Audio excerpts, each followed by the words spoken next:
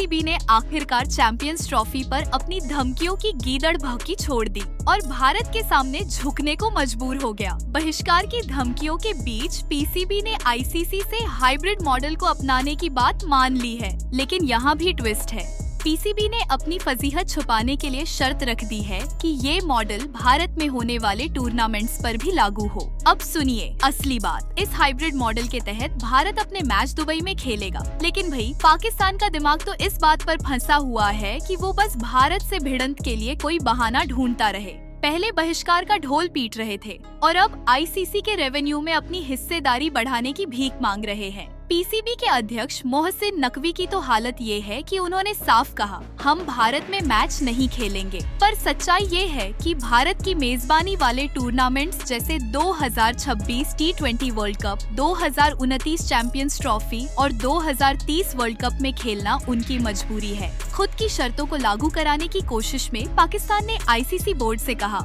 हमें hybrid model दो, नहीं तो हम बाहर हो जाएंगे। और आईसीसी ने जवाब में साफ कहा, भाई तुम्हें खेलना है तो हमारी शर्तों पर खेलो, वरना घर बैठो। सबसे मजेदार बात ये है कि पीसीबी ने बहिष्कार का ढोंग करते हुए अब आईसीसी से भीख में 5.75% के बजाय ज्यादा रेवेन्यू मांगने की कोशिश की है। हद तो तब हो गई जब नकवी साहब को अपनी ही सरकार से पुष्टि के लिए वक्त मांगना पड़ा। ऐसा लग रहा है कि पीसीबी की पूरी कोशिश बस अपनी इज्जत बचाने की है। तो कुल मिलाकर पाकिस्तान ने खुद ही एक गड्ढा खोदा, खुद ही उसमें गिरा और अब भारत और आईसीसी के सामने हाथ जोड़कर खड़ा है। चैंपियंस ट्रॉफी को लेकर सारा ड्रामा देखकर एक बात तो तय है, पाकिस्तान ने आखिरकार ये मान लिया कि भारत के आगे उसकी एक नहीं चलने वाली।